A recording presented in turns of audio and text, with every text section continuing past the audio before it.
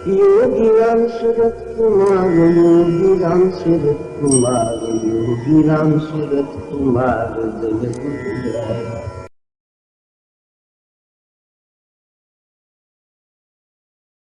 சில நாட்களாக இந்த குரு சிஷ்யர் இவர்களுடைய உறவு எப்படி இருக்க வேண்டும், அந்த குரு எந்த நிலையிலிருந்து நமக்கு உதவி செய்கிறார், அந்த சிஷ்யனானவன் எப்படியெல்லாம் இருக்க வேண்டும் என்று கற்றுக்கொள்வதற்கு படிப்பினையாக சில கதைகளை நாம் பார்த்து வருகிறோம். இந்த ஒவ்வொரு கதையும் நம்முடைய பகவானை பற்றிய ஏதோ ஒரு செய்தி இருக்கும்.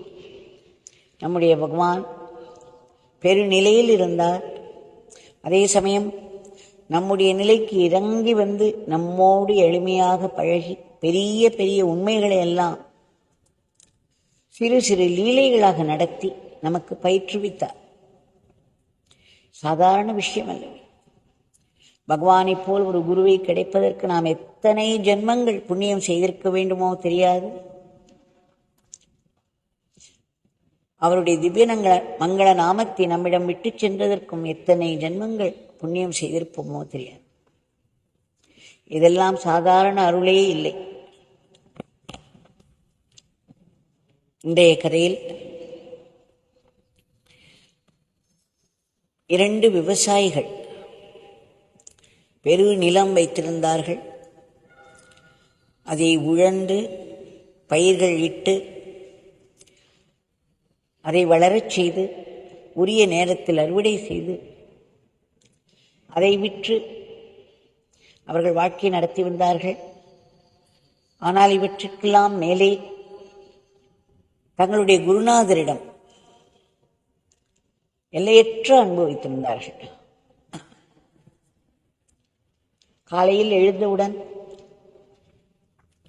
காலை கடன்களை முடித்து பிறகு ஒரு இடத்தில் அமர்ந்து குருநாதரை தியானித்துக் கொண்டே இருப்பார்கள். அந்த தியானத்தில் ஒரு கட்டத்தில் குருநாதருடைய உருவமானது அவர்களுக்குள்ளே வந்து ஒளிர்வதை பார்ப்பார்கள். குருநாதருடைய தரிசனம் அப்படி ஒளிர்ந்து காணப்படும். அதன் பிறகுதான் எழுந்திருந்து அன்றைய வேலைகளை எல்லாம் செய்வார்கள். இப்படி எத்தனையோ நாட்கள் கழிந்து கொண்டிருந்தன. ஒரு நாள் அவர்கள் இந்த மாதிரியாக தியானத்தில் அமர்ந்திருந்த பொழுது அன்று ஏனோ சரியாக தியானம் வரவில்லை.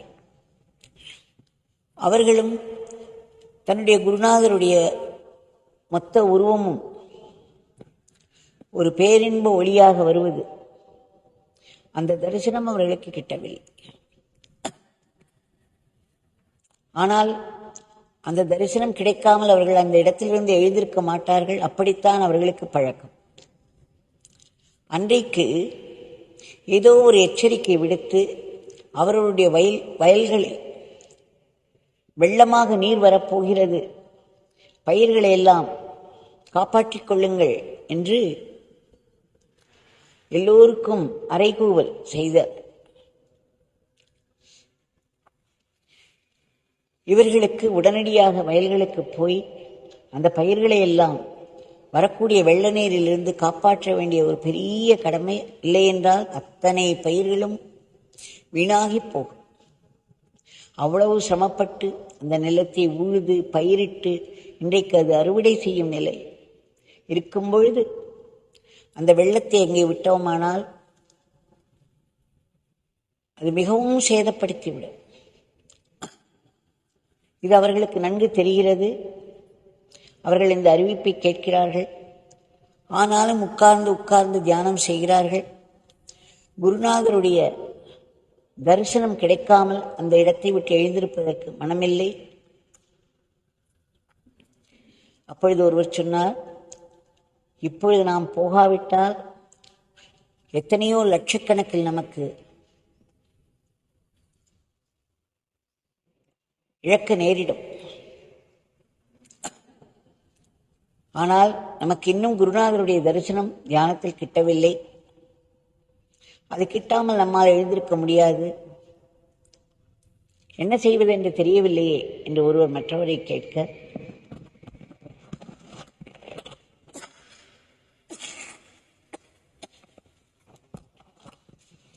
மற்றவர் சொன்னார், எது எப்படி போனாலும் சரி, நாம் நம்மை குருநாதருக்கு அர்ப்பணித்து விட்டோம். நம்மை சேர்ந்தவைகள் எல்லாம் இப்பொழுது அவருடைய சொத்துக்கள் ஆகிவிட்டன, அவருக்கு உரியவை ஆகிவிட்டன. ஆக இது அவருடைய பொறுப்பாகிவிட்டது. இந்த நிலங்கள் நம்முடையது என்று நாம் நினைக்கவில்லையே. மனதால் அவருக்கு எல்லாவற்றையும் அர்ப்பணித்து விட்டோம். இப்பொழுது அந்த வெள்ள நீர் பாய்ந்து பயிர்கள் அத்தனையும் நாசமாக்கி பெரு நஷ்டத்தில் கொண்டு விட்டாலும் நாம் நம்முடைய குருநாதருடைய அந்த ஒளிர் மிகு தரிசனம் இல்லாமல் இந்த இடத்தை விட்டு எழுந்திருக்கக்கூடாது, பயிற்சியை நாம் மாற்றக்கூடாது என்று சொன்னவுடன் இருவருமாக மீண்டும் தியானத்தில் ஆழ்ந்தார்கள். பிறகு குருநாதருடைய அந்த ஒளிரும் உருவம் அவர்கள் தியானத்தில் தோன்றிய பிறகே அவர்களால் அந்த இடத்தை விட்டு எழுந்திருக்க முடிந்தது. இதற்குள் அந்த வெள்ளம் பாய்ந்து எத்தனை பயிர்களை அது சர்வநாசம் செய்திருக்க வேண்டும். ஆனால் அவர்களுக்கு இல்லாமல் பெரிய ஆச்சரியம் காத்திருந்தது. அவருடைய குருநாதருடைய வயல், அவருடைய குருநாதருக்கு சொந்தமான பயிர்கள், அவைகளெல்லாம் அழிந்து போனாலும் குருநாதர் மட்டுமே அவைகளுக்கெல்லாம் பொறுப்பு என்ற அளவிற்கு அவர்கள் அதை அர்ப்பணித்திருந்தார்கள். அந்த அர்ப்பணிப்பு அவர்களிடம், அவருடைய மனத்தில் இருந்து குருவிடம் இத்தகைய அர்ப்பணிப்பு இருந்ததால் குருநாதர் அந்த வெள்ளம் வராதவாறு செய்து அந்த பயிர்களை எல்லாம் காப்பாற்றிவிட்டார். ஏதோ ஒரு பயங்கரம் நிகழ வேண்டும் என்று நினைத்து போயிருந்த அவர்களுக்கு ஒரு இன்ப அதிர்ச்சி. அவருடைய பயிர்கள் எல்லாம் அப்படியே பச்சை பசேல் என்று இருந்தன. வெள்ளம் வந்து பாயவில்லை. ஆனால் குருநாதர் அவர்களுக்கு அந்த சோதனை வைத்து, அந்த சோதனையிலும் நமக்கு குருநாதருடைய தரிசனம் கிட்டினால் மட்டுமே இந்த இடத்திலிருந்து எழுந்திருக்க முடியும் என்ற சபதத்தை காப்பாற்றி அவர்கள் இருவரும் செய்த தவத்தை மகிழ்ந்து அவர்களுக்கு ஒரு பெருநிலை கொடுத்து அருளினார். இது சாதாரண விஷயம் அல்ல. ஒரு விவசாயிக்கு அவருடைய விளை நிலம், அதில் போடும் பயிர்கள் தான் வாழ்க்கை. அப்படியே அவர்களுடைய வாழ்க்கை ஒவ்வொன்றிலும் அந்த குரு அருள் மட்டுமே இருந்து அவைகளையெல்லாம் நடத்தி கொடுத்து கொண்டிருந்தன. இப்பொழுது அதற்கு ஒரு நஷ்டம், ஒரு சோதனை ஏற்பட்டுவிட்டது.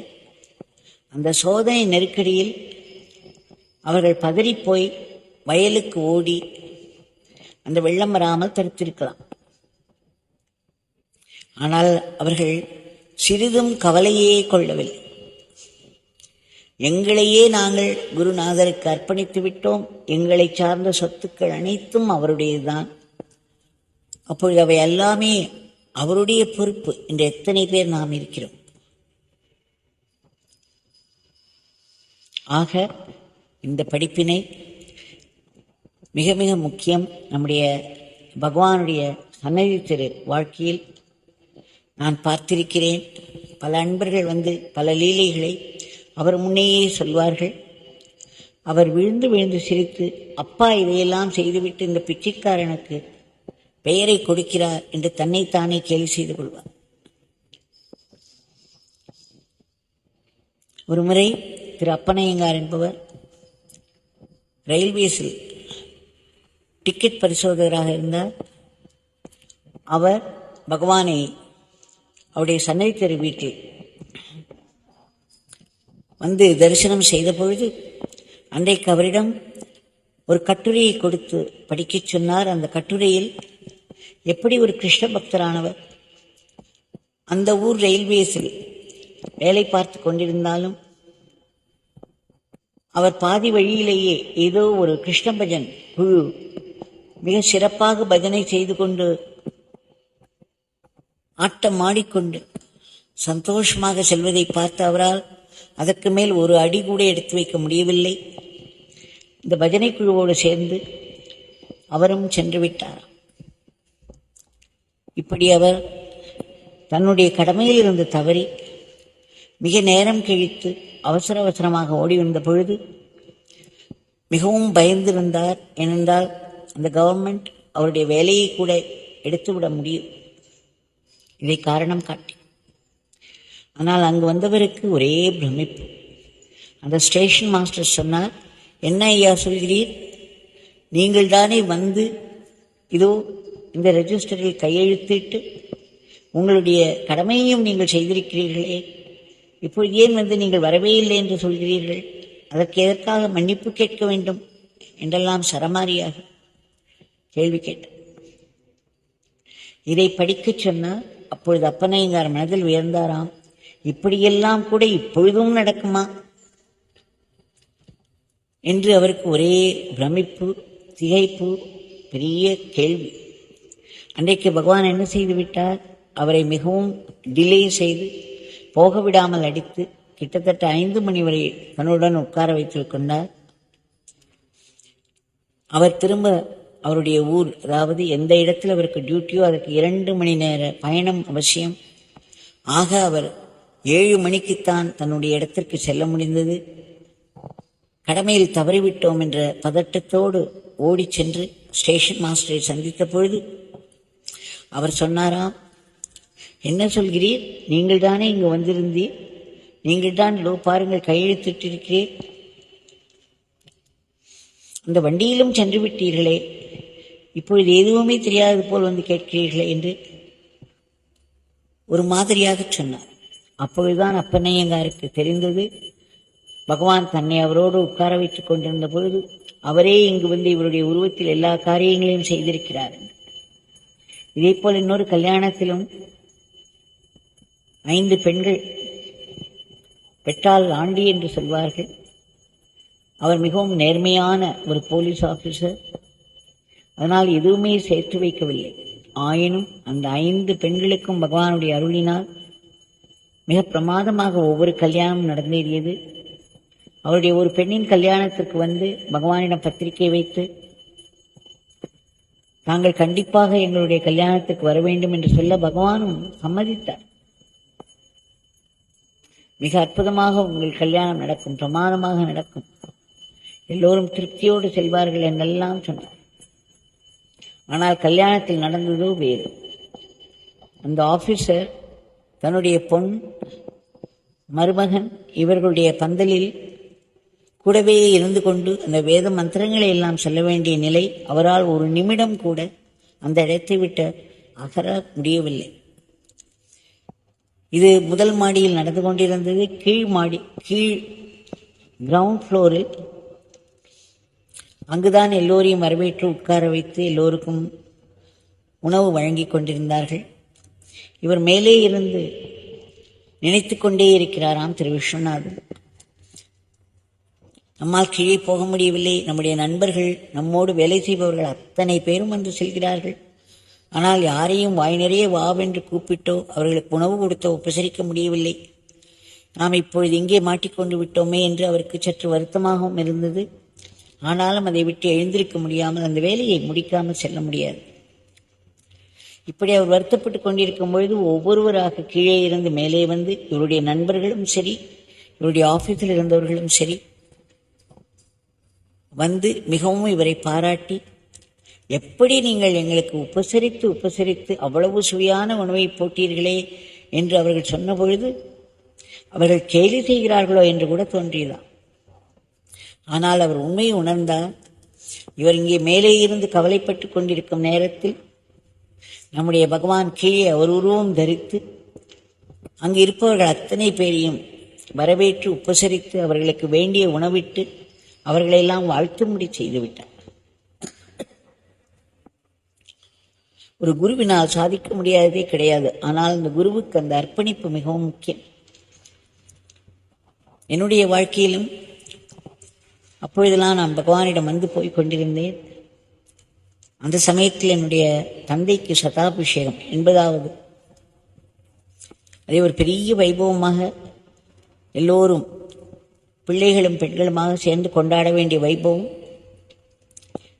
அதில்தான் பெற்றோர்களுக்கு நோயற்று இருப்பதற்கும் ஆயுஷோடு இருப்பதற்கும் அது ஒரு பெரிய இறை அருளாக அமையும்.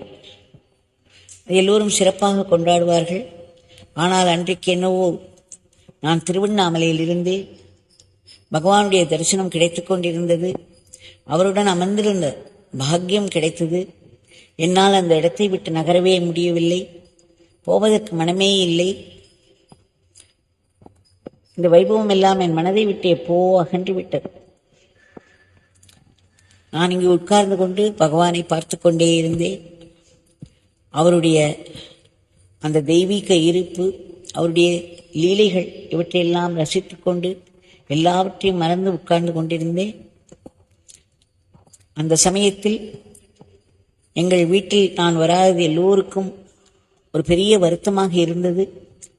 ஆனாலும் அவர்களுக்கும் பகவானிடம் பக்தி இருந்தது. அதனால் அவர்கள் பகவானிடம் வேண்டிக் கொண்டார்கள், நீங்கள் வந்து ஒரு வாய் சாப்பிட்டு செல்ல வேண்டும். உங்களுக்கு நாங்கள் உணவு இட்ட பிறகுதான் எல்லோருக்கும் உணவு கொடுப்போம் என்று வேண்டிக் கொண்டார்களாம். பகவான் சரியாக அங்கு போய் கிட்டத்தட்ட அதே உருவத்தில் வாசலில் நின்று உணவிட வேண்டும் என்று கேட்டபொழுது இவர்களுக்கு மனதில் ஒரே உற்சாகம். அவரை உடனே உள்ளே கூப்பிட்டு உட்கார வைத்து இலை போட்டு அவர் சாப்பிட்டு எழுந்து சென்ற பிறகுதான் எல்லோருக்கும் உணவிட்டார்கள். ஆனால் அவர்களுக்கு பகவானே நேரில் வந்திருக்கிறார் என்று தெரியவில்லை. பகவான் யாரையோ அதற்கு பதிலாக அனுப்பியிருக்கிறார் என்று நினைத்தார்கள். ஆனால் பகவான் அங்கு சென்று அதை மிக சிறப்பாக முடித்துக் கொடுத்தார். இப்படி எத்தனையோ விதங்களில் குருவானவர் நம்மை காப்பாற்றிக் கொண்டே இருப்பார். நாம் நம்முடைய கடமையை செய்வதை விட அவர் 100 மடங்கு நம்முடைய கடமையை நம்முடைய உருவத்தில் செய்து அதை சிறப்பித்து விடுவார். ஆனால் அதற்கு நமக்கு ஒரு பூரண அர்ப்பணிப்பு வேண்டும். அவரை தவிர வேறு எதுவும் இல்லை. அவர் ஒருவரே நம்முடைய வாழ்க்கையாக ஆக்கிக் கொள்ள வேண்டும். அப்படிப்பட்ட ஒரு அர்ப்பணிப்பு இருந்தால் குருநாதருடைய அருளை விதவிதமாக நாம் அனுபவிக்க முடியும். இன்றைய பிரார்த்தனை, பகவான் தங்களிடம் மீண்டும் மீண்டும் வேண்டிக் கொள்கிறோம். கோட்டி கோட்டி முறை வேண்டிக் கொள்கிறோம். பெரும் மனது வைத்து உடனடியாக குறுக்கிட்டு இந்த உலகத்தின் போக்கை முற்றிலும் மாற்ற வேண்டும். இன்றைக்கு வன்முறையும் பகைமையும் தலையோங்கி இருக்கிறது எங்கு பார்த்தாலும். தாங்கள் இந்த பிரபஞ்சத்தின் நாயகன், உடனடியாக இந்த உலகில் அமைதி, சமாதானம், ஒற்றுமை, ஒழுங்கு, கட்டுப்பாடு, நல்லிணக்கம் இவற்றை கொண்டு வந்து மக்கள் ஒரு தார்மீக வாழ்க்கை இறை நினைப்போடு வாழ வேண்டும். ஏற்கனவே நடந்து கொண்டிருக்கும் அந்த வன்முறை போர்கள் இப்பொழுது நீண்ட காலமாக தொடர்ந்து கொண்டிருக்கின்றன, பயங்கர விளைவுகளோடு. இதை தாங்கள் உடனடியாக நிறுத்தி அமைதியும் சமாதானத்தையும் நிலவச் செய்ய வேண்டும். இந்த உலகம் முழுவதையுமே தாங்கள் ஆசீர்வதித்து யாருடைய மனதிலும் பகையுணர்ச்சி எழாமல், போர் என்ற எண்ணமே எழாமல் இந்த உலகத்தை காப்பாற்ற வேண்டும். திடமென்று வந்து நம்மை தாக்கும் கொடிய நோய்கள், இயற்கையின் சீற்றங்கள், கோர விபத்துக்கள் இவற்றை கட்டுக்குள் வைக்க வேண்டும். எல்லாவற்றிற்கும் மேல் மக்கள் மனதில் உள்ள எதிர்மறை எண்ணங்களை எல்லாம் தாங்கள் அழித்து உயர் சிந்தனைகளால் அதை நிரப்ப வேண்டும். இந்த உலகத்தில் எந்த தேசத்தைச் சேர்ந்தவர்களாயினும் எந்த மதத்தை தழுவினவர்களாயினும் சரி, எல்லோருமே இந்த கர்ம விதியின்படி ஏதேதோ துன்பங்களில் விழுந்து உதவியின்றி பாதுகாப்பின்றி தவித்து வருகிறார்கள். இந்த கர்ம விதியானது இறைவனுடைய நீதி. இதை நாம் பணம் கொடுத்து வாங்க முடியாது, பதவியினால் அடக்க முடியாது. துல்லியமாக செயல்படும், கடுமையாக செயல்படும். ஆயினும் இதற்கும் மேலே காரணமற்ற கருணை என்ற ஒன்று இறைவனுக்கு இருப்பதனால் நாம் பகவானுடைய ஒரு பேரன்பையும் அவருடைய தயாள குணத்தையும் கொண்டாடி அவரிடம் வேண்டிக் கொள்வோம். தங்களுடைய கருணை இந்த உலகத்திலே எங்கெங்கு யார் யார் பெரும் துன்பங்களில் வீழ்ந்து தவித்துக் கொண்டிருக்கிறார்களோ அவர்களுக்கெல்லாம் எட்டி அந்த துன்பங்களிலிருந்து மீண்டு ஒரு ஒரு உயர்வு கிடைக்க வேண்டும் என்று வேண்டிக் கொள்கிறோம். சுயநலமின்றி மற்றவர்களுக்காக உழைத்துக் கொண்டிருக்கும் நல்ல ஆத்மாக்கள் வழி பாவங்களிலிருந்து தாங்கள் காப்பாற்ற வேண்டும். நாட்டின் பொருளாதாரத்திற்கு ஒரு பெரிய ஏற்றத்தை தர வேண்டும். நாடு பல துறைகளிலும் மிக சிறப்பாக முன்னேறி உன்னத நிலையில் விஸ்வகுருவாக இருந்து இந்த உலகத்தையே தர்மத்தின் வழியில் நடத்தி செல்ல வேண்டும். தங்களுடைய திவ்யமங்கள நாமத்தை நாங்கள் இடைவிடாது சொல்ல வேண்டும், ஆனந்தமாக சொல்ல வேண்டும். தங்களுடைய லீலைகளையும் உபதேசங்களையும் திரும்ப திரும்ப மனதிற்கு கொண்டு வந்து அசை போட்டு அதையெல்லாம் ஆத்மசக்தியாக ஆக்கிக்கொள்ள வேண்டும். தங்களுடைய கைகளிலே நாங்கள் சாத்விக கருவிகளாக மட்டுமே இயங்க வேண்டும். தப்பித்தவரை கூட ராட்சச கருவிகளாக ஆகிவிடக்கூடாது. எங்களுடைய அன்றாட வாழ்க்கையை தங்களுக்கு அர்ப்பணமாக செய்து வர வேண்டும். மாயையின் பிடிக்குள் தப்பித்தவரை கூட சிக்கிவிடக்கூடாது. தங்களுடைய பேரானந்த பிரம்மானந்த நிலை எங்களுக்கும் கிட்ட வேண்டும். ஆனால் அதற்கு எங்கள் மனம் முற்றிலும் தூய்மையாக வேண்டுமே. இப்பொழுது மனதிலே ஆசா பாசங்கள் காடு போல் மண்டி கிடக்கிறது. உலக ஆசைகள் நிரம்பி இருக்கிறது. அதனால் நம்முடைய மனமெல்லாம் சதா ஏதோ ஒரு கொடிய பயம், விஷம் போன்ற கோபம், பொறாமை, பழிவாங்குதல், காமம், எதற்கெடுத்தாலும் கவலைப்பட்டு துக்கம் கொண்டாடுதல், இப்படி ஏதேதோ வேண்டாத உணர்ச்சிகளினால் அலைக்கழிக்கப்பட்டு கடைசியில் மன உளைச்சலில் விழுந்து மருந்தே வாழ்க்கையாகி அவலம். தாங்கள் இடியென முழங்கியிருக்கிறீர்கள். இறைவனுடைய நாமத்துக்கு எப்பேற்பட்ட ஒரு ஆற்றல் இருக்கிறது. நம்முடைய பழைய பாபங்களை எல்லாம் அழிக்க வல்லது. புதிதாக பாவம் செய்ய விடாமல் தடுக்க வல்லது. மனதிலே வாசனைகளாக உட்கார்ந்து கொண்டிருக்கும் வேண்டாத விஷயங்களை எல்லாம் அழித்து மனதை தூய்மைப்படுத்த வல்லது. தங்களுடைய திவ்ய மங்கள நாமத்தில் நாங்கள் அடைக்கலம் கொண்டு விரைவிலேயே எங்கள் மனம் தூய்மையாக வேண்டும் என்று வேண்டிக் கொள்கிறோம். இந்த உலகத்தில் எந்த வேலை கையில் வந்து விழுந்தாலும் அதை தங்களுடைய சேவையாக ஆனந்தமாக போட்டி பொறாமை பொச்சரிப்பின்றி செய்து ஆத்மசக்தியாக மாற்றிக்கொள்ள வேண்டும். வாழ்க்கை என்ன கொண்டு வந்து கொடுக்கிறதோ, சுகமோ துக்கமோ, தங்களுடைய சங்கல்பத்தினால் அது நேர்கிறது. தங்களிடமிருந்து வரும் துன்பமும் துயரமும் கூட ஒரு பெரிய ஆசீர்வாதமாக நாங்கள் பார்க்க வேண்டும். பார்ப்பதற்கு தாங்கள் அருள் செய்ய வேண்டும். அது கண்டிப்பாக ஆசீர்வாதமாகத்தான் இருக்க முடியும். அது நம்முடைய ஆன்மீக முன்னேற்றத்திற்காகவும் இறைவனிடம் நெருக்கம் கூட்டுவதற்காகவும் ஏற்படுகிறது. அதை ஒரு தண்டனையாக நாம் பார்த்தோமானால் மனம் நிலைகுலைந்து போய் வேண்டாத விஷயங்களில் வீழ்ந்துபட்டு போவோம். ஆனால் அதையே ஆசீர்வாதமாக நாம் பார்த்தோமானால் அது உண்மையின் அடிப்படையில் இருப்பதால் அது கண்டிப்பாக எப்படி ஒரு ஆசீர்வாதம் என்பதை நமக்கு காட்டிக் கொடுப்பதோடு அது ஒரு உயர் ஞானத்தில் முடிவடைந்துவிடும். அப்பொழுது நம் மனம் தூய்மையாகும். பகவான் நாங்கள் எப்பொழுதும் தங்களிடம் நன்றியோடு இருப்பது தாங்கள் அருள் செய்ய வேண்டும். தங்களுடைய உயர்ந்த ஆசீர்வாதங்கள் உலகத்தில் உள்ள அத்தனை ஜீவராசிகளுக்கும் எட்டி அவர்களுக்கெல்லாம் ஒரு மேன்மை வர வேண்டும். இறுதியாக இந்த கொடிய பிறப்பு இறப்பு சுழலில் இருந்து நாங்கள் முற்றிலும் விடுபட வேண்டும். இதற்கு அடிப்படை காரணமாக இருக்கக்கூடிய அகம்பாவத்தை தாங்கள் அழித்து ஆத்ம பாவத்தை ஓங்கச் செய்து மரணமில்லா பெருவாழ் தந்தருள வேண்டும் என்று ஆத்மாத்மாய் மீண்டும் மீண்டும் மீண்டும் வேண்டிக் கொள்கிறோம். வேண்டிக் கொண்டே இருப்போம். ஜெய் யோகிராம்.